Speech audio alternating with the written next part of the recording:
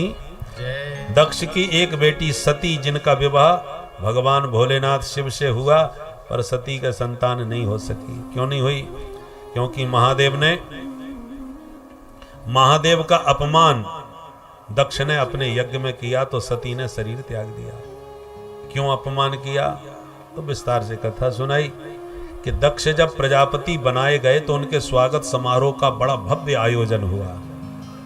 ब्रह्मा विष्णु महेश तक उस स्वागत समारोह में पहुंचे और दक्ष के आते ही सबने अभिनंदन वंदन किया, पर त्रिदेव खड़े नहीं हुए। तो ब्रह्मा जी को देख करके दक्ष ने कहा, ये तो हमारे पूज्य पिताजी हैं, चलो बैठे रहो।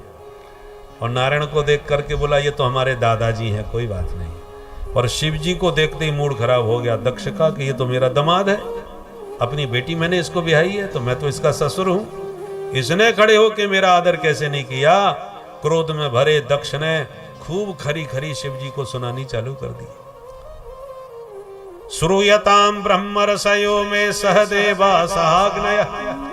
सारी सभा सावधान होके सुन ले, मैं कोई क्रोध में आवेश में नहीं बोल रहा, जो सही बात है वो कहूंगा। क्या कहना चाहते हैं? सबको बड़ा कौतूहल होने लगा कि ये तो सभापति हैं, इनको तो अंत में बोलना चाहिए, ये श्री गणेश में ही बोलना चालू कर दिए। कहो महाराज क्या बात है? बोले बस एक बात कहूंगा, असभ्य व्यक्ति को कभी सभ्य लोगों के समाज में नहीं बैठाना चाहिए, नहीं तो सभा की गरिमा गिर जाती है। तो सब चक्कर में पड़ गए, यहाँ असभ्य कौन आ गया भाई? दक्ष ने कहा, इधर उधर क्या देख रहे हो, ये शंकर तुम्हें दिखाई नहीं पड़ रहा? राम राम राम, सभ्यता इसको आएगी कहां से? 24 घंटे तो भूत प्रेतों के साथ में घूमता रहता है। प्रेतावासेसु घोरेसु, चिता की भस्म लगाए रहता है। एक ने कहा, अरे राम ऐसा मत बोलो, आपके दामाद हैं, बिटिया ब्याही थी तब ये दोष दिखाई नहीं पड़े थे क्या तुम्हें? सौर गर्म हो गया, ये मेरा दामाद, कहा मेरी मृगलोचनी बेटी सती, और कहा ये बंदर जैसी आंख वाला शंकर, कहीं से भी जोड़ा नहीं जमता। वो तो हमारे पिताजी ब्रह्मा जी ने मुझे विवश कर दिया, तो बाप की बात रखने के लिए बेटी का विवाह कर दिया, नहीं तो मुझे इसकी सूरत बिल्कुल पसंद नहीं है। गृहीत्वा मृगसावाक्षा पाणिम मरकटलोचना, तो अपनी बेटी को कहा मृगसावाक्षा, मृग नयनी, और भोले बाबा से कहा मरकटलोचना, ये बंदर जैसी आंख वाला। तो नंदीश्वर बैठे थे, उनका मूड खराब हो गया। भोलेनाथ से कहा, महाराज ये क्या बकबक किए जा रहे हैं, आप कुछ बोलते क्यों नहीं? हमको आज्ञा दो, 2 मिनट में इनकी बोलती बंद कर दूं। तो भोले बाबा मुस्कुरा के बोले, रहने दो, कुछ मत बोलो भाई, कोई और नहीं है, हमारे ससुर साहब हैं।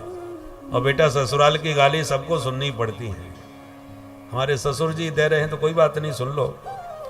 अब ससुराल वाली बात तो बेचारे नंदीश्वर शांत, अब क्या कहें हम बीच में। अब आप किसी पर लाल पीली होके उसे गाली दो, सुनने वाला मुस्कुरा के आनंद से सुने तो और ज्यादा मूड खराब। कोई फर्क ही नहीं पड़ रहा इस पर। दक्ष गाली देते गए और भोले बाबा शांत बैठ करके सुनते गए। अंत में इतना क्रोध आ गया दक्ष को कि शाप दे दिया, मैं शिव शंकर को शाप देता हूं, आज के बाद इसे किसी यज्ञ में कोई भाग न दिया जाए। जब शाप दिया तो नंदीश्वर से अब सहन नहीं हुआ, वो भी उठ के खड़े हो गए, प्रजापति पद के मद में महादेव की महिमा बिल्कुल भूल गए, जब से आए हो बड़बड़ाए जा रहे हो, मैं भी शाप देता हूं तुमको बकरे का मुंह लग जाए। बकरा बहुत में करता है। तो दक्ष के पक्ष में भृगु जी उठ के खड़े हो गए, ससुर दामाद की आपसी लड़ाई, तू बीच में क्यों बोला? मैं भी शाप देता हूं शिव जी के गण पाखंडी हो जाए। तो शिव जी के गण सब उग्र हो गए, हे बुढ़े बाबा पाखंडी बोलता है, हम भी शाप देते हैं तेरे जैसे चाटुकार ब्राह्मण भिखमंगा हो जाएं, सर्वभक्षी हो जाएं। भोले बाबा ने देखा कि ये स्वागत समारोह हो रहा है या शाप समारोह हो रहा है, सब एक दूसरे पर बरस रहे हैं और सब गड़बड़ हमारी वजह से हुआ है, तो चलो हम यहाँ से निकल जाते हैं। भोले बाबा ने तुरंत अपने गणों को वहां शांत किया और सभा से उठ करके प्रस्थान कर गए। बोल शंकर भगवान की जय। मामला तो शांत हो गया, पर क्रोध शांत नहीं हुआ दक्ष का। शिव जी को नीचा दिखाने के लिए गंगा तट हरिद्वार में भव्य यज्ञ किया, सारे देवी देवता बुलाए, पर महादेव को निमंत्रण नहीं दिया। अब जितने देवता जो आमंत्रित थे विमानों में बैठ के शिव जी के ऊपर से निकले। अब देखो, देवताओं को पता है कि महादेव को नहीं निमंत्रण मिला है, जानते हैं सब, और फिर भी महादेव के सिर के ऊपर से विमान लेके जा रहे हैं। मतलब क्या हुआ? जब दो प्रेमियों में खटपट होती है ना, तो तीसरे लोग बड़ा आनंद लेते हैं। आपकी पड़ोसी से अनबन हो जाए, बोलचाल बंद हो जाए, और भागवत सुनने आएंगे तो उसी के घर में जाके जूता उतारेंगे और जानबूझ के कहो साहब आप नहीं चल रहे क्या? अब वो क्या कहे कि निमंत्रण नहीं आया। अरे भाई आप आए हो, प्रेम से जाओ, हमको जब समय मिलेगा आएगा। नहीं नहीं, बात तो कुछ जरूर है, कुछ ना कुछ उससे बुलवा लेंगे। तो प्रेमी कुछ लोगों का स्वभाव होता है। अरे विमान में जा रहे थे, थोड़े दाएं बाएं से चुपचाप चले जाते, क्या जरूरत भोले बाबा के ऊपर से ले जाने की? भोले बाबा सब जानते हैं, पर सती जी को अभी कुछ नहीं पता। तो सती जी के मन में कौतूहल हुआ, ये विमान कहां जा रहे हैं भाई इतने सारे? जिज्ञासा बस पूछ दिया। तो जो देवांगनाएं बैठी थी वो तुरंत हंस के बोले, अरे बहन तू यहां बैठी है? अरे तेरे मायके में तेरे पिता ने कितना जोरदार यज्ञ किया है, तुझे बुलाया नहीं क्या? सुन के सती जी के होश उड़ गए। मायके में महोत्सव हमको पता ही नहीं। अच्छा बहन तुम सब चलो, बस मैं निकल के आ रही हूं, अभी अभी चलती हूं। घर की बात छुपानी चाहिए भाई। सती जी ने महादेव को मनाने का प्रयास किया, खूब चरण दबाए। भोले बाबा ने कहा क्या बात है? बोले कुछ नहीं महाराज, पति की सेवा करना तो पत्नी का धर्म होता है। भोले बाबा ने कहा वो तो ठीक है, परंतु धर्म कुछ ज्यादा ही निभा रही है, कुछ तो तुम्हारे मन में है। तब कहा जरा ऊपर देख लो महाराज। प्रजापतिस्ते स्वसुरस्य सांप्रतम निर्यापितो यज्ञ महोत्सव। शब्द शैली देखिए, माताएं जब अपने मायके की कोई बात करती हैं तो मेरा करके, मेरे मायके में मेरे पिताजी ने ऐसा करके बात करती है, मेरा मेरा। पर आज सती जी कह रही हैं देखो महाराज ये जितने विमान हैं सब आपकी ससुराल में जा रहे हैं, क्योंकि आपके ससुर साहब ने बहुत जोरदार यज्ञ किया है। सारा संसार, बड़े बड़े दिग्गज देवता सब वहीं तो पहुंच रहे हैं। ते स्वसुरस्य सांप्रतम, तुम्हारे ससुर जी ने संप्रति माने इस समय बहुत विशाल यज्ञ किया है। भोले बाबा ने कहा तो ठीक है। बोले ठीक है क्या आप नहीं चलोगे? महादेव ने कहा कोई निमंत्रण आया था क्या? अब सती जी क्या बोले? बोले देखो महाराज भेजा तो जरूर होगा, ऐसा नहीं हो सकता कि देवताओं को बुलाएं और महादेव को भूल जाएं। पर कभी कभी डांक मिस हो जाती है, संभवतः कोई रास्ता भटक गया होगा पत्रवाहक। आप इतने ऊंचे कैलाश पर रहते हो, अपनों के यहां जाने में संकोच नहीं करना चाहिए, वो तुम्हारे हैं। बोले बाबा ने कहा देवी तुम बिल्कुल ठीक कह रही हो। तयोदितम शोभन में व शोभने अनाहुता अप्यभियंति बंधुसु। तुम्हारा कथन अपने स्थान पर सही है, जाना चाहिए ऐसे मंगलमय उत्सव में, परंतु भूल के भी अनाहुत कभी न जाए, और विशेषकर तब जहां अनादर होने की संभावना हो। सती जी ने कहा क्या मतलब? आपका कोई अनादर करेगा? क्यों करेगा भाई? अब सती जी को तो घटना पता नहीं, महादेव ने कभी बताया नहीं। तो बोले ऐसे कैसे हो सकता है महाराज? निमंत्रण तो आपको मिला होगा, ये मैं मानने को तैयार नहीं कि पिताजी आपको आमंत्रित न करें। तब भोले बाबा ने वो पुरानी घटना अब सुनाई कि उनके स्वागत समारोह में गए थे, खड़े नहीं हो पाए तो साफ समारोह हो गया वहां पर।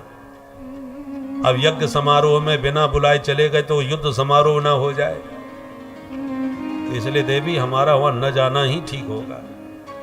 अब सती जी को मामला समझ में आया, हाथ जोड़ के बोली महाराज वैसे गलती तो आपकी थी, आपको खड़ा होना चाहिए था। वो आपके पिताजी, आपका मेरे पिता है, आपके ससुर हैं, ससुर का स्थान बाप के बराबर होता है।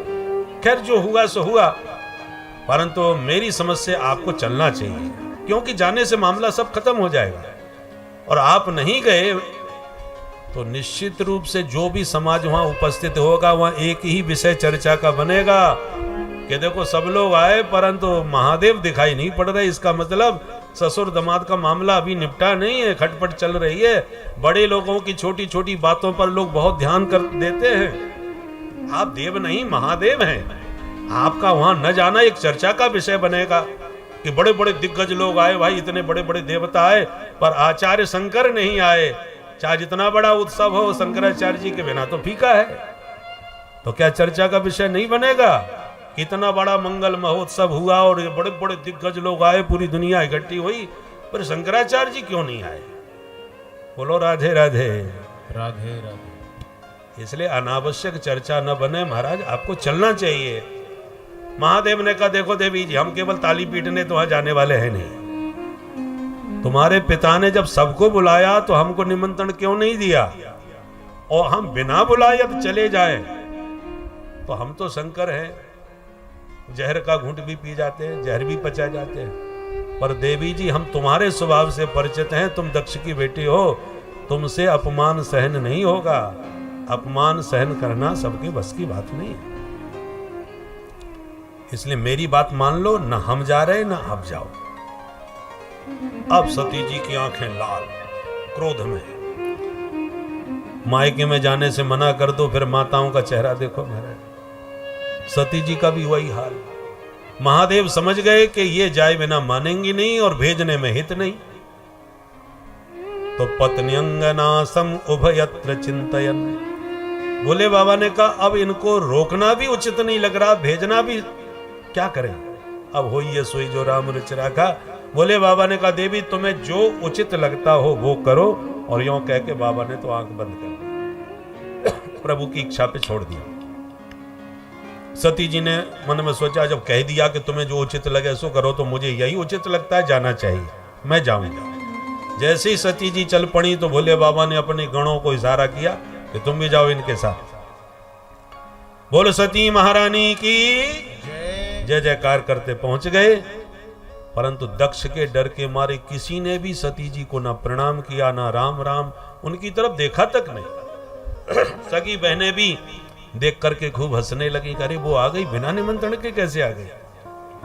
सच्चे मन से यदि किसी ने गले लगाया तो केवल उनकी माता जी ने प्रसूति मांगी। सादर भला ये मिली एक माता, सादर भला ये मिली एक माता, भगनी मिली बहुत मुस्काता, भगनी मिली बहुत मुस्काता, सादर भला ये मिली एक माता, सादर भला ये मिली एक माता, सादर भला ये मिली, भला ये मिली, भला ये मिली।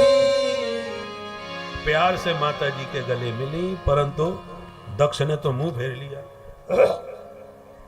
सती जी पिता के इस व्यवहार से बुरा तो लगा, परंतु उतनी उग्र नहीं हुई।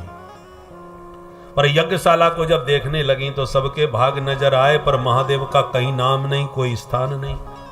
सती जी से ये सहन नहीं हुआ। अरुद्र भागम तम अवेक्ष चाध्वरम, पित्रा च देवे कृत हेलिनम विभव। क्रोध में भर गई और पिता को ललकारते हुए कहा, प्रजापति पद के मद में महादेव की महिमा बिल्कुल भूल गए। जो कालों के भी महाकाल हैं, तुमने उनसे द्रोह किया, पर करुणा अवतार हैं इसलिए तुम्हें क्षमा करते हैं मेरे नाते से। परंतु जिनका 2 अक्षर का नाम शिव एक बार किसी के मुंह से निकल जाए तो जन्मांतर के सारे पाप उसके भस्म हो जाते हैं।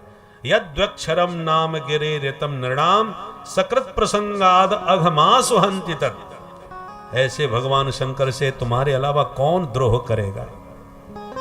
परंतु सबसे बड़ी ग्लानि मुझे अपने आप से हो रही है कि मेरा जन्म तुम जैसे शिवद्रोही से हुआ है। इस शिवद्रोही से उत्पन्न शरीर को मैं अब रखना नहीं चाहूंगी, क्योंकि जब तक ये शरीर रहेगा लोग दक्ष कुमारी कह के बुलाते रहेंगे, और तुम्हारा नाम मैं अपने नाम के साथ कभी जोड़ना नहीं चाहूंगी। और ये संबंध तभी टूटेगा जब शरीर छूटेगा।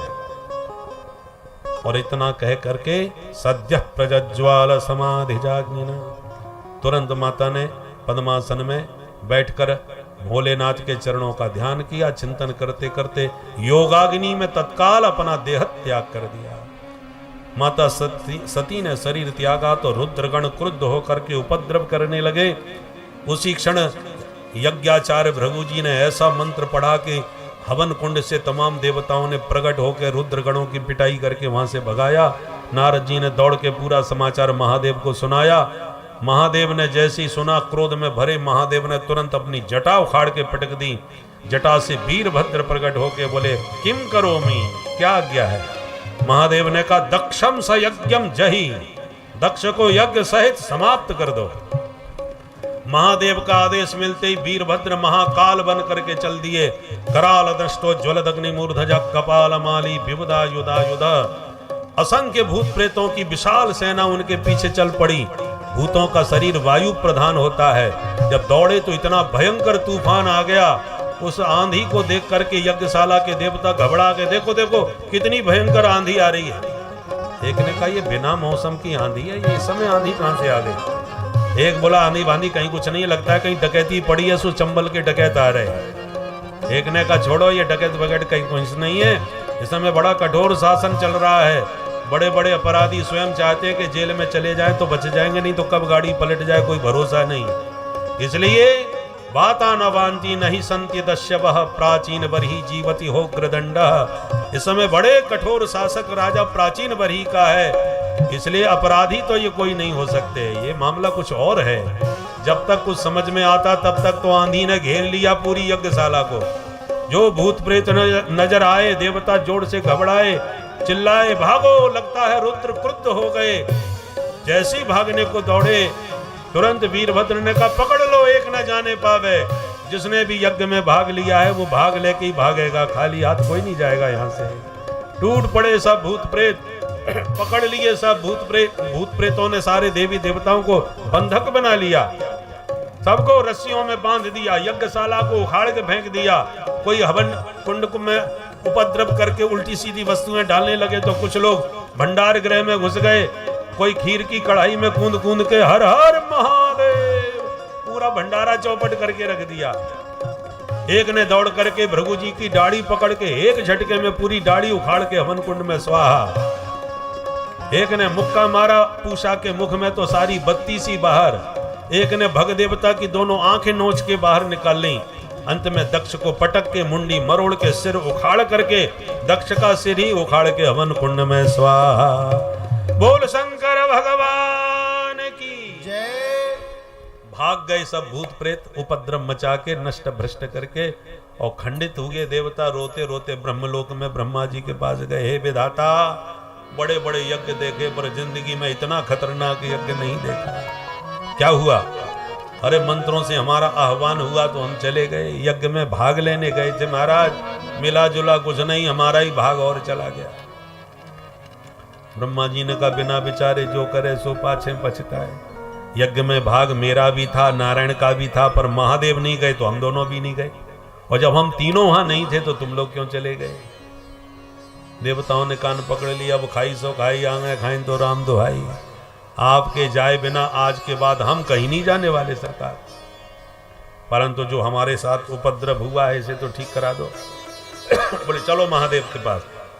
जब महादेव के पास आए, ब्रह्मा जी को प्रणाम करके भोले बाबा ने स्थान दिया। ब्रह्मा जी ने निवेदन किया, भृगु जी की सुन लो महाराज, ये बिना दाढ़ी के बहुत परेशान है। भोले बाबा ने कहा, आपने कहा है तो दाढ़ी पूरी तो नहीं देंगे, पर हाँ बकरे जैसी थोड़ी सी दाढ़ी लग जाएगी। भृगु जी ने कहा, कोई बात नहीं, हम तो फ्रेंच कट से काम चला लेंगे महाराज। पूषा देवता ने कहा, मेरे मुंह में तो एक भी दांत नहीं बचा, पूरा वेदांती बना दिया। भोले बाबा ने कहा, तुम सत्तू घोर घोर के पियो, दांतों की कभी जरूरत ही नहीं पड़ेगी। तो भग देवता ने कहा, मेरी तो दोनों आंखें फूट गई सरकार। भोले बाबा ने कहा, तुम मित्र की दृष्टि से देख पाओगे, जाओ हमारा आशीर्वाद। ऐसे करके महादेव ने सबको संतुष्ट किया। अंत में सबने कहा, वो यज्ञ भी पूरा करवा दो महाराज, अधूरा यज्ञ खतरनाक होता है। महादेव ने कहा, यज्ञ में हमारा भाग नहीं है तो हम क्यों भाग लें? बोले नहीं नहीं महाराज, आज से हम लोगों ने निर्णय लिया है, ए सते रुद्र भागोस्तु यदुच्छिष्टो ध्वरस्य वै जो सामग्री यज्ञ में अवशिष्ट बचेगी वो सब आपका ही भाग होगा। बोले बाबा राजी हो गए, जो ही राम सोई राम। ठीक है भाई, जो बच जाए सो सही। चले आए, बुलाओ यजमान। बोले यजमान का धड़ तो ये धरा है और सिर सुहा हो चुका है। तब भोले बाबा ने बकरे का मुंह जोड़ करके दक्ष को पुनर्जीवित कर दिया। जीवित होते ही महादेव के चरणों में प्रणाम करके दक्ष ने स्तुति गाई। पर बकरे का मुंह लगा है तो बकरे की तरह बम बम बम बम बोले। बोले बाबा को हंसी आ गई, हमारे ससुर जी की पूरी भाषा बदल गई आज। इसलिए आज भी शिव जी की पूजा करके लोग बम बम करके गाल बजाते हैं, क्योंकि बम बम बोलते ही भोले बाबा को ससुर जी की याद आ जाती है। बोल शंकर भगवान की जय।